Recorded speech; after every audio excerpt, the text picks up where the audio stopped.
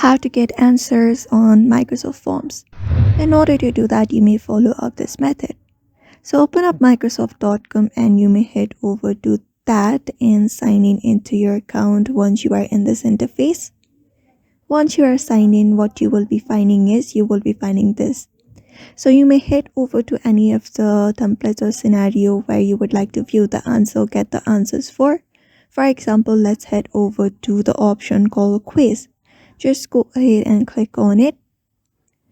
And then once you go ahead and click on it, you will be taken to the space. So here you will be getting all of your questions, including your answers. So if you want to know the answers or who has responded, what you can do is, once you've selected the questions or once you've viewed it, you can, at the top, you will be finding preview and different options. You may look at the option called view responses. Go ahead and click on it. After that, here you will be finding responses by the people done, like how many people have responded to your questions, and including that here you will be finding details in this overview section, and that's it. So that is how you basically view up those answers or get answers on Microsoft Forms very easily. So I hope this video was helpful.